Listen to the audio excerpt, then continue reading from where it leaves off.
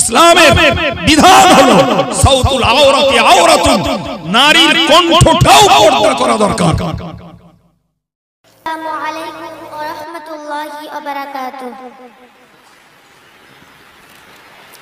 আলহামদুলিল্লাহি রাব্বিল আলামিন ওয়াল আকিবাতু লিল মুত্তাকিন ওয়াস সালাতু ওয়াস সালামু আলা সাইয়্যিদিল আমবিয়াই ওয়াল মুরসালিন ওয়া আলা আলিহি ওয়াস সাহাবাতি আজমাইন, আম্মা বা'দ।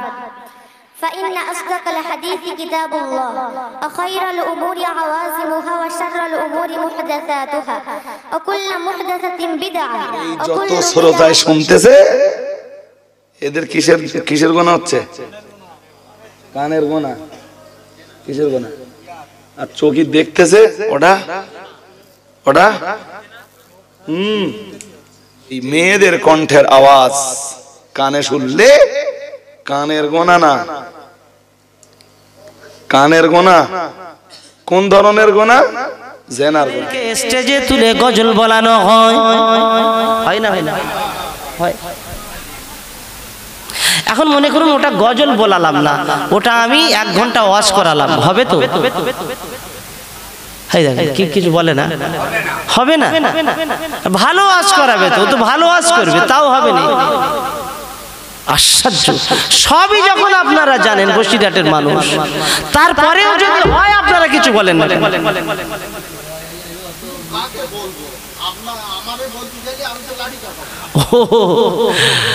না, নিজের মনের জায়গায় বলুন যে এটা ঠিক না। কাউকে যদি বলার লোক না পান, নিজের মনকে বলুন এটা ঠিক না। প্রতিবাদের 3টে পদ্ধতি আছে, হাত, মুখ আর অন্তর। যদি হাতে না পারো মুখে বলো, মুখে যদি না পারো অন্তরে ঘৃণা করো। আমরা ঘৃণা করতে পারি না, আমরা ঘৃণা করতে পারি বলার যখন আমার জায়গা নেই। কিন্তু আমার সমাজকে সচেতন করা দরকার আছে না নাই? সমাজ যদি সচেতন না হয়, সমাজ যদি এটা না জানে, কালকে বলবে তো বাবা আমানুল্লাহ হুজুর যখন করছে তো আমি করলে অসুবিধে কি? এটাই তো একটা দলিল হয়ে যাবে। দলিল তো কোরআন হাদিসে আছে, আর সাধারণ মানুষের কাছে দলিল হচ্ছে আলেমরাই। কি ঠিক কিনা জোরে বলে? আলেম করছে ওটাই দলিল। জি ভাই জান, আমার আলোচনায় কি আপনি কষ্ট পাচ্ছেন? আমি কি ভুল বলছি নাকি? আমি কারোর বিরুদ্ধে বলছি নাকি? না, আলহামদুলিল্লাহ, এটাই। আল্লাহ পাক রব্বুল আলামিন আমাদের একটা বড় শত্রু আল্লাহ পাক আমাদেরকে দিয়ে পাঠিয়েছেন। বান্দাকে বললেন, হে আমার বান্দা বান্দিরা, তোমাদের জন্য আমি শত্রু নির্ধারণ করেছি, এই শত্রু থেকে তোমরা অবশ্যই পরহেজ করে চলো। শত্রু তোমাদের যখন আছে, ইয়া আইয়ুহান নাসু কুলু মিম্মা ফিল আরদি হালালান তাইয়্যিবা ওয়ালা তাত্তাবিউ খুতুওয়াতিশ শাইতান। ইয়া আইয়ুহান নাস কুলু মিম্মা ফিল আরদি হালালান তাইয়্যিবা। হে আমার বান্দা বান্দিরা, তোমরা হালাল খাও, হালাল খাও, হালাল তোমরা ভালো জিনিস থেকে, পবিত্র জিনিস থেকে খাও। ওয়াকুলু মিম হালালান তাইয়্যিবা ওয়ালা তাত্তাবিউ খুতুওয়াতিশ শাইতান। এবং শয়তান যে রাস্তা দিয়ে হাঁটে, শয়তানের রাস্তা অবলম্বন করো না, শয়তানের রাস্তায় তোমরা হেঁটো না, শয়তানের পা তোমরা অনুসরণ করো না, শয়তান থেকে তোমরা দূরে থাকো। ওয়ালা তাত্তাবিউ খুতুওয়াতিশ শাইতান। শয়তানের অনুসরণ তোমরা করো না, কারণ হলো ইন্নাহু লাকুম আদুউম মুবিন। সে তোমাদের প্রকাশ্য শত্রু, সে গোপন শত্রু নয়। শয়তান তোমাদের বড় শত্রু, তাও প্রকাশ্য শত্রু। শয়তান প্রকাশ্য শত্রু, আল্লাহই বলে দিয়েছেন শয়তান শত্রু। শয়তান একজন, শায়াতিন মানে অনেকজন, অনেকটা শয়তান। আর শয়তান যদি বলি তাহলে জানবেন একজন। আল্লাহ পাক রব্বুল আলামিন বললেন, শয়তান তোমাদের শত্রু। এই শয়তান হয়েছিল যার নাম ছিল ইবলিস আজাজিল, ঠিক না? প্রিয় মুসলমানেরা, কান খাড়া করে শুনে রাখো, ইবলিস আজাজিল আল্লাহ পাকের অবাধ্য হয়েছে।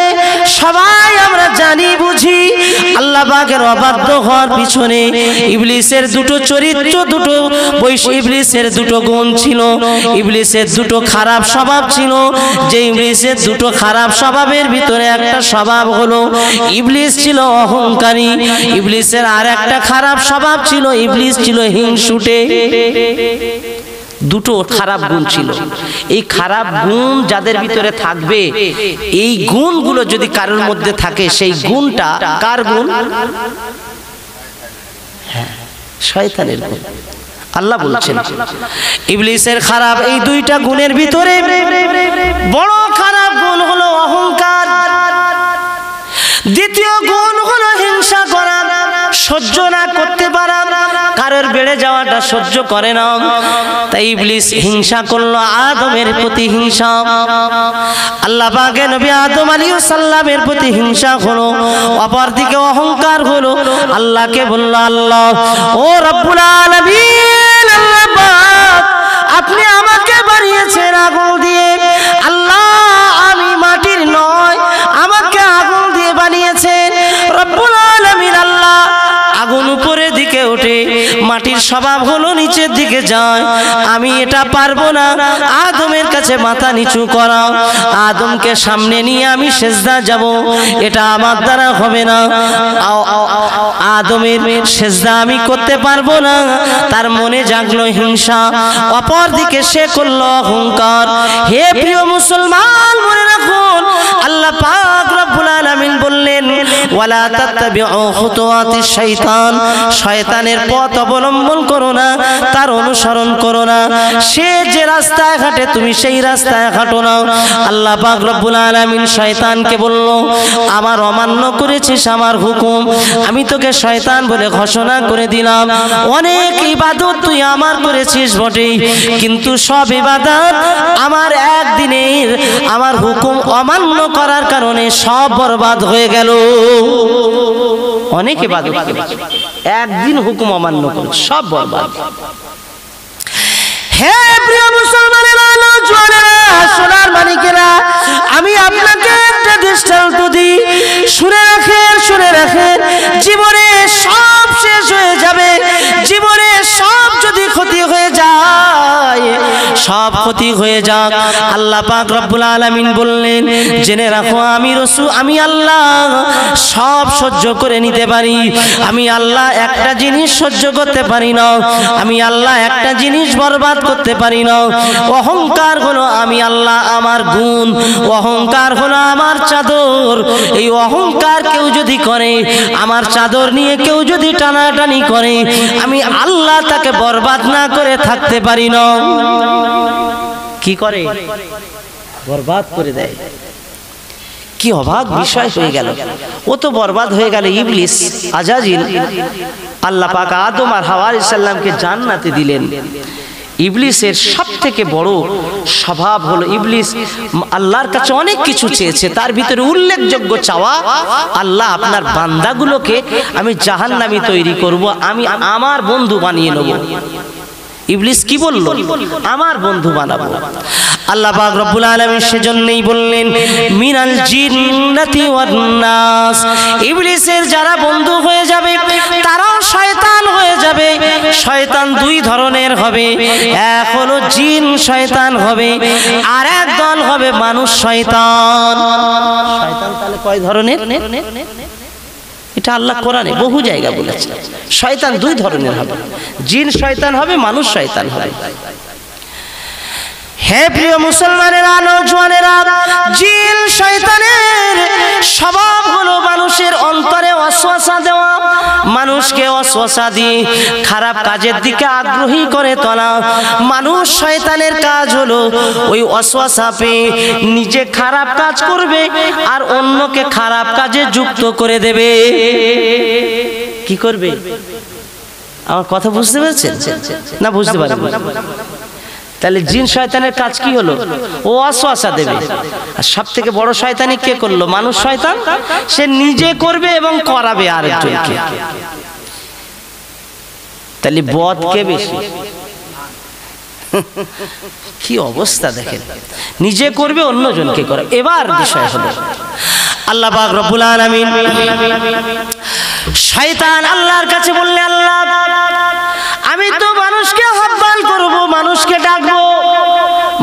ডাকবো আমার যন্ত্র হিসাবে, আমার যন্ত্র হিসাবে মানুষকে ডাকার জন্য আমি বাদ্যযন্ত্র, আমার ডাকার একটি আমার উপকরণ হবে বাদ্যযন্ত্র, গান বাজনা। এই বাজনাগুলো আমি মানুষকে ডাকার জন্য বাজনা ব্যবহার করব, আর মানুষকে ডেকে একত্রিত করে আমি মানুষকে আমার জালে আমি আঁকড়ে ফেলবো, আমার জাল হিসাবে নারীদেরকে ব্যবহার করব। কাদের? নারীদেরকে ব্যবহার করবে। শয়তান তাহলে বাদ্যযন্ত্র ব্যবহার করবে ডাকার জন্য, আর বললেন আমি নারীদেরকে জাল হিসাবে ব্যবহার করব। শয়তানের মূল জাল হলো, মানুষকে আটকে রাখার জাল হলো নারীরা। আমার কথা খুব ভাবে নেবেন। কি একটা শয়তানের পরিকল্পনা দেখুন। নারীদের কাছে পুরুষেরা দুর্বল হয়ে যায়, যায় না? নারীদের কাছে পুরুষেরা দুর্বল হয়। কোরআনে এসেছে যুয়িনা লিন-নাস হুব্বুশ শাহওয়াত, নারীদের প্রতি ভালোবাসা আল্লাহ দিয়েছেন অন্তরে, সেই হিসাবে নারীরা একটা কথা বললে আমরা দুর্বল হয়ে যাই, তাদের কথা আমরা নিই এবং শুনি। শয়তান বললে এই নারীদের দ্বারাই আমি ধ্বংস করবো, আমি তার এমনি করব না, আমার করতে গেলে তো একটা রাস্তা দরকার, তা আমি সে রাস্তাটা কি? আমার রাস্তাটা তো আমি ওর একটা দারুণ রাস্তা, সেইটা হলো আমি জাল হিসাবে ওদেরকে ব্যবহার করব, আর মানুষকে আমার কাছে করার জন্য আমি 10টা উপকরণ ব্যবহার করব, 10টা পদ্ধতি ব্যবহার করব। এই 10টা পদ্ধতি ব্যবহার করে আমার কাছে ডেকে নিয়ে নারীদেরকে লাগিয়ে দেব। প্রিয় মুসলমান ভাইরা আমার, কাসামা হুমাইনি লাকুমা মিনান নাসিহিন, আল্লাহ পাক রব্বুল আলামিন বললেন, শয়তান ইবলিস কসম করে বলল, আল্লাহ ও রব্বুল আলামিন, আমি আল্লাহ পাক রব্বুল আলামিন, শয়তান ইবলিস জান্নাতের ভিতরে প্রবেশ করে বলল, আম্মা জান হাওয়া আলাইহিস সালামের কাছে গিয়ে বলতে শুরু করেছে, এ হাওয়া শোনো না, আমি তোমার কল্যাণকামী, আমি তোমার কল্যাণকামী। যে কথাটা আল্লাহ পাক কোরআনে নাযিল করেছেন, ওয়াকাসামাহুমা ইন্নী লাকুমা মিনান নাসিহিন, আমি তোমার উপকারের জন্য এসেছি, তোমার উপকার ছাড়া আমি তোমাকে ক্ষতি করব না, তোমার উপকারের জন্য এসেছি। শয়তান কোথায় ঢুকেছে? জান্নাতের ভিতরে। জান্নাতের ভিতরে আম্মা জান হাওয়ার কাছে চলে গেলেন। আল্লাহ নারীদের অন্তরটা নরম করেছেন, আল্লাহ নারীদের অন্তরটা এত নরম করেছেন, মা বানিয়েছেন। মা খাবে, খেতে খেতে ছেলের কথা মনে উঠলে একটা খাবারের অর্ধেক খেয়ে অর্ধেক রেখে দেয়, এর নাম মা। ঠিক কিনা? মা এত নরম, মায়ের দিলের মতো পৃথিবীতে আর কারোর দিল হবে না। মা এত নরম দিলের মানুষ। বাইরের কোনো ছেলে এসে যদি আপনার মাকে যদি এসে কাকুতি মিনতি করে বলে যে মা আমার মা নেই, আপনি আমার মা, অন্তর ভিজে যাবে, তাকে খাওয়াবে, পরাবে, তাকে জামা কাপড় দেবে, সব করবে। মা ডাক দিলে আর সহ্য করতে পারে না, এর নামই হলো মা। তো মায়ের জাত আম্মা জান হাওয়া আলাইহিস সালাম, আমাদের মা, মায়ের কাছে চলে গেছে। ইবলিস আর আদম আলাইহিস সালামের কাছে যান, গিয়ে সোজাসুজি আলোচনা, আমি তোমার তো উপকারী, কল্যাণকামী, আমি তো তোমার ধ্বংস করার জন্য না, আমি তোমার উপকার কিসে হবে সেই জন্য। কি উপকার করবি তুই? আমার কি উপকার করবি বল? আল্লাহ পাক রব্বুল আলামিন কোরআনে বলেছেন, আল্লাহ পাক রব্বুল আলামিন কোরআনে বলেছেন যে ওই ইবলিস সে গিয়ে বলল আমি উপকার করব। কি উপকার? ইবলিস বলল, ও আম্মা জান, আপনার উপকার হলো এটাই, স্বামী স্ত্রীকে আল্লাহ জান্নাত থেকে বার করে দেবেন, কিছুদিন পরে আল্লাহ পাক আপনাদেরকে তাড়িয়ে দেবেন, এখান থেকে অন্য জায়গায় পাঠিয়ে দেবেন, সেটা জান্নাত নয়। আমি আপনাদেরকে একটা ব্যবস্থা করে দেব, আপনারা গন্ধম ফল খাবেন, এই গন্ধম ফল খাওয়ার বিনিময় আল্লাহ পাক চিরস্থায়ী জান্নাতি বানিয়ে দেবে। কি সুন্দরভাবে। আচ্ছা, জান্নাতের ভিতরে এইরকম কেউ এসে ধোকা দেবে, এটা মা কোনোদিন ভাবতে পারে? আছে কোথায়? জান্নাতের ভিতরে। সেখানে শয়তান ঝামেলা করবে কি করে? কিন্তু ওর ভিতরে শয়তান ঢুকে গেছে, গিয়ে বলছে আমি তোমার উপকার করব, কোনো অসুবিধা নেই। সরল মনা ঠিকই আছে। وَإِذْ قُلْنَا لِلْمَلَائِكَةِ اسْجُدُوا لِآدَمَ فَسَجَدُوا إِلَّا إِبْلِيسَ أَبَى وَاسْتَكْبَرَ وَكَانَ مِنَ الْكَافِرِينَ وَقُلْنَا يَا آدَمُ اسْكُنْ أَنْتَ وَزَوْجُكَ الْجَنَّةَ। আল্লাহ পাক স্বামী স্ত্রীকে জান্নাতে দিয়েছেন, وَكُلَا مِنْهَا رَغَدًا حَيْثُ شِئْتُمَا وَلَا تَقْرَبَا هَذِهِ الشَّجَرَةَ।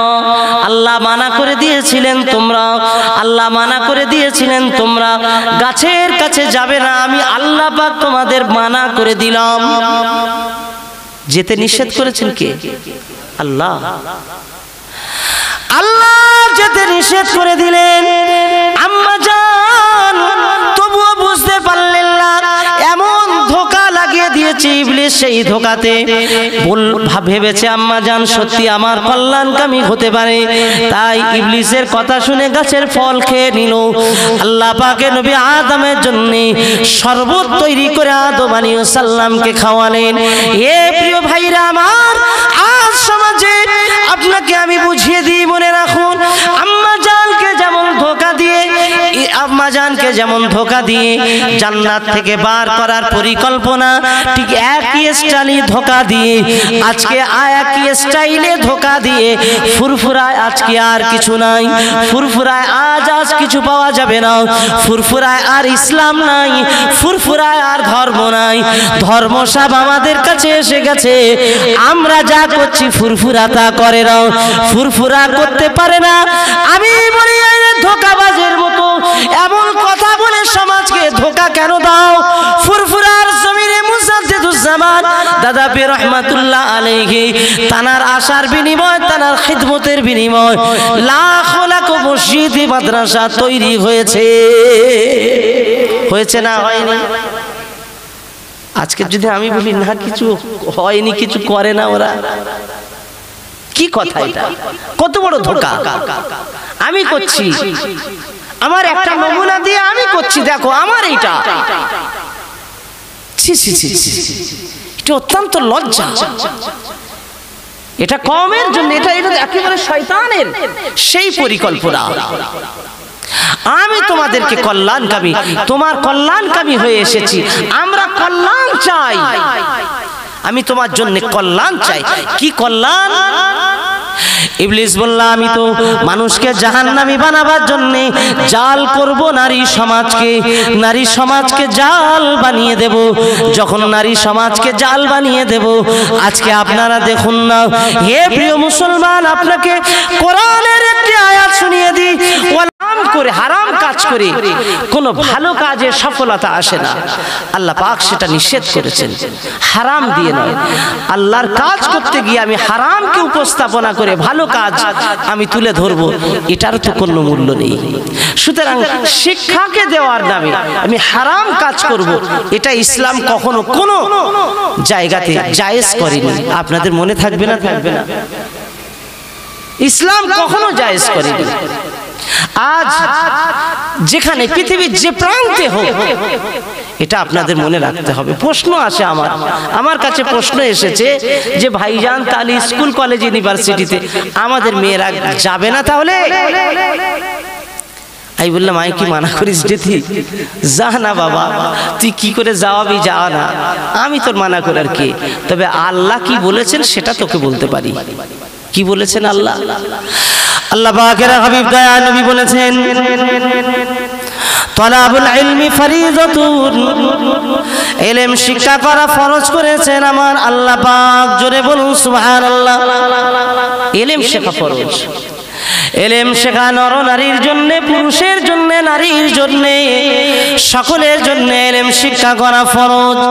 ও দুনিয়াবাসীরা, ইলম তুমি অর্জন করো, ইলম শিক্ষা করা ফরজ করেছেন আল্লাহর হাবিব। বললেন ইলম শিক্ষা প্রত্যেককে করতে হবে।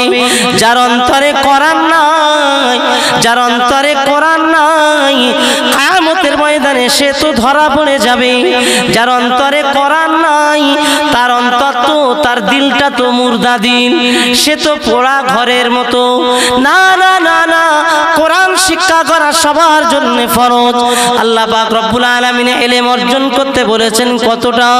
যতটা তুমি হালাল বুঝতে পারবে, হারাম যতটা বুঝতে পারবে, হালাল হারাম বোঝার জন্য যতটা শিক্ষা অর্জন করা ততটাই শেখা তোমার জন্য ফরজ। কতটা শেখা? যতটা শিখলে তুমি হালালও বুঝবে হারামও বুঝবে। ও আম্মা জানেরা, পৃথিবীর কোনো ইতিহাসে আপনি দেখাতে পারবেন না, পৃথিবীর কোনো কিতাবে আপনি দেখাতে পারবেন না আপনাকে বিশাল বড় জ্ঞানী হয়ে, মুফতি হয়ে, আলেম হয়ে আপনাকে বিশাল বড় মুহাদ্দিস হতে হবে এমনটি নয়। ইলম ততটা অর্জন করো যতটা ফরজ, তুমি ততটা করার পরে তোমার মন চাই জিন্দেগিতে তুমি আরো শেখো, মরণ পর্যন্ত শিক্ষা অর্জন করো। আল্লাহ পাক যতটা জ্ঞান অর্জন করবে আল্লাহ তার জন্য তোমাকে বদলা ততটা দান করবেন। একবার জোরে বলা যাবে না? শিক্ষা মরণ পর্যন্ত করা যায়, কিন্তু ফরজ কতটা? হালাল হারাম পর্যন্ত, তারপরে নফল হয়ে যায়। আপনি করতে পারেন, নাও পারেন। প্রিয় আমার আব্বা জানেন, আল্লাহ পাক রব্বুল আলামিন ফরজ করেছেন ইলম শিক্ষা করা। আর ইলম যেখানে শেখানো হয় সেটা মাদ্রাসা, মাদ্রাসাতে ইলম শিক্ষা করা ফরজ। মাদ্রাসায় ইলম শেখানো হয়, যেখানে কোরআন হাদিস শেখানো হয় সেটাকেই মাদ্রাসা বলা হয়। কি না অন্য কিছু বলে? আচ্ছা, স্কুলটা মাদ্রাসা বলা হয় কি? কেন বলেন দিন? আসলে ওখানে কোরআন হাদিস শেখানো হয় না, ওখানে কি শেখানো হয়? ওখানে দুনিয়ার বোঝার জন্য দুনিয়ার বিভিন্ন জ্ঞান সেখানে শেখানো হয়। তো আল্লাহ বলেছেন ইলম শেখো। দুনিয়ার জ্ঞান শিখবে কি না শিখবে ওটা তোমার পার্সোনালিটি, তুমি শিখতে পারো না শিখতে পারো তোমার ব্যাপার, কিন্তু ইলম শিখো, এটাই আমার হুকুম। আর ইলম যখন শিখতে হবে, সেই ইলম আমাকে শিক্ষা দেয়। ইলম কি শিক্ষা দেয়? ফরজ গুলো শিক্ষা দেয়, কোনটা ফরজ, কোনটা সুন্নাত, কোনটা হারাম, কোনটা হালাল, এটা শিক্ষা দেয় কি দেয় না? ইলম আমাকে এই শিক্ষা দেয়। ইলম যখন আমাকে শিক্ষা দেয় কোনটা হারাম, সেটা যখন আমাকে শিক্ষা দেয়, তাহলে আপনি বলুন, আপনি স্কুলে যাবেন, সেটা তো আল্লাহ বলেননি। আপনি সেখানে পর্দার সঙ্গে যদি যাওয়াতে পারেন, সেখানে যদি পর্দাকে বজায় রেখে করাতে পারেন, আপনি করান না, আপনার তো অসুবিধে নেই। আপনি শুধু মহিলা নিয়ন্ত্রিত স্কুলে পাঠান না আপনার মেয়েটা, যেখানে মহিলা নিয়ন্ত্রণ হয় সেখানে আপনি পাঠান। আপনি আল্লাহ জান্নাতে যেতে চান, যদি বলেন না বাদুড়িয়া এলাকায় নেই, যদি বলেন না বাগজোলা এলাকায় নেই, তাহলে কোথায় আছে সেখানে যান আপনি। আল্লাহ বলেছেন তো, আমরা ভয় কার করি? জোরে বলেন। শেখাবো কার জন্যে? আল্লাহর জন্যে। আল্লাহ বলছেন তুমি শেখাও, তবে শেখাবার নিয়ম যেভাবে আমি বলেছি সেইভাবে শেখাও। সাবালিকাকে বেপর্দা করা যাবে না। জোরে বলা যাবে না। বেপর্দা কি? সাউতুল আওরাতি আওরাতুন, মহিলাদের গলার কণ্ঠটাও পর্দা। জোরে বলা যাবে না সুবহানাল্লাহ। কণ্ঠটা কি? পর্দা। এখন মহিলাদের গলা কথা বলবে অন্য পরপুরুষের সঙ্গে। আল্লাহ পাক বলেছেন মহিলাদের গলাতে একটা জাদু আছে, এই কণ্ঠস্বরে জাদু আছে, আওয়াজে জাদু আছে। এই জাদুটা তোমাকে আকৃষ্ট করবে। কি আকৃষ্ট করবে? এবার মজার কথা আপনাকে শোনাবো। আপনারা অসুবিধা বোধ করছেন না তো? শোনাবো। কি শোনাবো?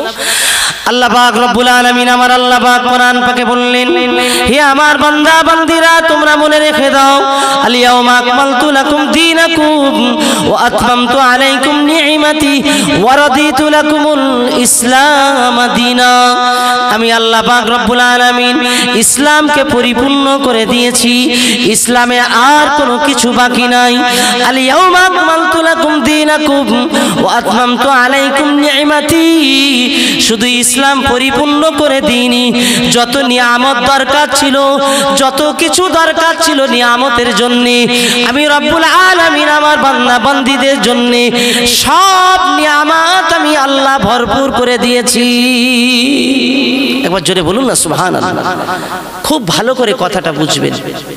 ইসলাম পূর্ণ করে দিয়েছি, নিয়ামত পূর্ণ করে দিয়েছি, আর কিছু বাকি রাখি। তোমার জন্য তুমি যে পূরণ করবে ইসলামে, এই রকম কিছু বাকি রাখি না, আমি সব দিয়েছি। বান্দা তোমাকে পূরণ করার মতো কিছু রাখিনি। আল্লাহ পাকের হাবিব দয়া নবী বিশ্ব নবী হাবিবুল্লাহ জনাবে মুহাম্মদুর রাসূলুল্লাহ সাল্লাল্লাহু আলাইহি ওয়াসাল্লাম হুজুর আমার সাহাবীদেরকে বললেন, আল্লাহ পাক ইসলামকে পরিপূর্ণ করেছেন, আমার দায়িত্ব দিয়েছিলেন তোমাদের কাছে পৌঁছানোর জন্য, আমি তোমাদের কাছে পৌঁছে দিয়েছি। আমি আমার দায়িত্ব পালন করেছি কিনা তোমরা আমার সম্পর্কে বলো। সকল সাহাবীরা লক্ষ সাহাবী আরাফার ময়দানে দাঁড়িয়ে আছেন। মক্কা জমিনে আরাফার ময়দানে 1 লক্ষের অধিক, 1.5 লক্ষ প্রায় এতগুলো সাহাবীরা দাঁড়িয়ে দাঁড়িয়ে জবাব দিলেন, ইয়া রাসূলুল্লাহ ইয়া হাবিবাল্লাহ বাল্লিগ মা উনজিলা ইলাইকা মির রাব্বিক, রবের পক্ষ থেকে যা আল্লাহ পাক আপনাকে আদেশ করেছিলেন সব আপনি আমাদের কাছে পৌঁছে দিয়েছেন। একবার জোরে বলুন না সুবহানাল্লাহ। সাহাবীরা সব পেয়েছেন না পাননি? হ্যাঁ পেয়েছেন, আলহামদুলিল্লাহ। সাহাবীরা যা পেয়েছেন, আসহাবুকান নুজুম ইক্তিদাই, তোমরা সাহাবীদের অনুসরণ করো। কাদের অনুসরণ? সাহাবীদের অনুসরণ করো। সাহাবীদের অনুসরণটা একটু শোনাই। আল্লাহ পাক নবী দয়া নবী হাবিবুল্লাহর জামানায় মহিলারা, तमाम মহিলা সাহাবীরা নবী পাকের জামানায় আল্লাহর হাবিব মদিনার মসজিদে নববী শরীফে আসার অনুমতি দিয়েছিলেন। মহিলারা নামাজ পড়ার জন্য মসজিদে নববীতে তারা আসতেন। ও নওজওয়ানেরা, যুবকেরা, এত সহজ করে বুঝে নিলে হবে না, ইসলামটাকে খেলনা বানালে হবে না, হবে না, হবে না, ইসলামকে খেলনা মনে করলে হবে না। মদিনার মসজিদে নববীতে নবী পাকের সাহাবীরা নামাজ, নবী পাকের সাহাবীরা আম্মা জানেরা নামাজ পড়তে আসছেন, কিন্তু দেখতে পাওয়া গেল আমার নবী পাক তাদেরকে আলাদা পর্দার ভিতরে রাখতেন, কখনো পর্দার খেলাফ তাদের হতে দেননি। আমার নবী সাহাবীরা আম্মা জানেরা নামাজ পড়তেন বটে, আল্লাহর হাবিব বিদায় নিয়ে চলে যাওয়ার পরে, দুনিয়াতে চলে যাওয়ার পরে, আল্লাহর হাবিবের চলে যাওয়ার পরে সাহাবীরা तमाम নবী পাকের সাহাবীদের স্ত্রীরা আম্মা জানেরা মদিনার মসজিদে নববীতে আসেন। একটা দিন এমন এসে গেল, হযরতে ওমর রাদিয়াল্লাহু তাআলা আনহুর জামানায় হযরতে ওমর রাদিয়াল্লাহু তাআলা আনহু বললেন, ও মহিলারা, মদিনার মসজিদে কেন কোন মসজিদে তোমরা নামাজ পড়তে আসতে পারবে না? নামাজ পড়া আজকে থেকে মসজিদে আসাটা তোমাদের জন্য নিষেধ হয়ে গেল। নিষেধ কে করলেন? হযরত ওমর রাদিয়াল্লাহু তাআলা। নবী নিষেধ করেন, নবী করে গেছেন, হযরত ওমর রাদিয়াল্লাহু তাআলা আনহু নিষেধ করলেন। বুঝতে হবে কথাটা, বুঝতে হবে। আবেগে ছুটলে হবে না। শুধু আমরা সমাজে খালি আবেগে ছুটছি। এত আবেগ কেন? এত আবেগ কেন? আবেগ একটু কমিয়ে ফেলেন। আবার যুবকদেরকে বলবো, আবেগ কমিয়ে দেন। যা করছি আমি আল্লাহর জন্য করছি, আমি অন্য কারোর জন্য করব না। এই আবেগে চলে আসেন, অন্য কোনো আবেগে যাবেন না। হযরত ওমর রাদিয়াল্লাহু তাআলা আনহু কি দেখলেন, যে রাস্তায় মহিলারা যাওয়াতে কেউ একজন টেনেছেন। কি টেনেছেন? আঁচল টেনেছেন। এই খারাপিটা, এতটুকু খারাপি দেখে উনি দেখলেন এটা একটা ফিতনার বড় কারণ, আগামী দিনে আরো বড় ফিতনা হবে, সুতরাং আর আসা যাবে না। সেই যে নিষিদ্ধ হয়ে গেল, আজ পৃথিবীতে নিষিদ্ধ আছে না নাই? এখন যদি শিক্ষার জন্য, যদি শিক্ষার জন্য নারী পুরুষকে যদি মজলিস করে একাকার করি আমি আমানুল্লাহ, তাহলে কালকে তো আপনার দাবি থাকতে পারে আল্লাহর শ্রেষ্ঠ নামাজে আমাদের মহিলারা মসজিদে আসলে অসুবিধা কি? বুঝেননি কথা কি বললাম? সাধারণত দেখবেন বদমাইশি সব জায়গায় হয়, কিন্তু মসজিদে লোক সহজে বদমাইশি করে না। তাহলে অন্য অন্য জায়গায় একটা মজলিসে যদি মহিলারা একত্রিত হয়, সেখানে আমি না দেখলাম, মহিলারা আমাকে দেখবে কি দেখবে না? আমার বক্তব্য বক্তব্য আপনি ওইটা জায়েজ করে দেখিয়ে দেন, শুধু ওই দেখাটা জায়েজ আছে মহিলাদের। যেদিন জায়েজ করে দেখিয়ে দিতে পারবেন সেই দিন আমি ওয়াজ করা ছেড়ে দেব। এর থেকে বড় কথা আছে? হয় দেখেন কথা বলে না, কথা বলে, কিন্তু সমাজে যদি আলেমরা এই কাজগুলো করে ওদেরকে আলেম বলবেন না অন্য কিছু বলবেন? ওদেরকে কি বলবেন আপনি? ওদেরকে আলেম বলবেন? ওদেরকে কি বলবেন? আল্লাহ সে সম্পর্কে বলেছেন, আমি বলিনি, আল্লাহ পাক রব্বুল আলামিন বলেছেন। ওদেরকে কি বলবেন আপনি? প্রিয় ভাইরা আমার, আল্লাহ পাক রব্বুল আলামিন বলেন ফামা যাবাদাল হাক্কা ইল্লা যালালা। সত্য যখন পরিপূর্ণ হয়ে গেছে, সত্যের পরে একটা বাঁধন যখন পরিপূর্ণ হয়ে গেছে, সত্যের পরে যদি তোমরা কিছু দেখো তাহলে তোমরা সেটা জানবে অসত্য। সেটা কি? অসত্য। সেটা আর সত্য থাকে না। সত্য যখন হয়েই গেছে, এবার যদি কিছু দেখো অসত্যই দেখবে, সত্য আর দেখতে পাবে না। হ্যাঁ প্রিয় মুসলমানেরা, নওজওয়ানেরা, আজ আমাদের ঠিক আপনাদের এই গ্রামে কেরাত গজলের আয়োজন করেছে। মাদ্রাসার বাচ্চারা কেরাত গজল পড়ে তারা প্রতিযোগী হয়ে সুন্দর সুন্দর প্রাইজ আপনারা দিয়েছেন।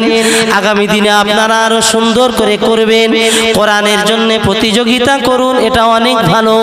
কিন্তু অনেক জায়গায় আমি দেখতে পাই এই রকম মজলিস করে সেখানে গজল প্রতিযোগিতা হয়, সেখানে গজল অনুষ্ঠান হয়ে গজল নাইট করে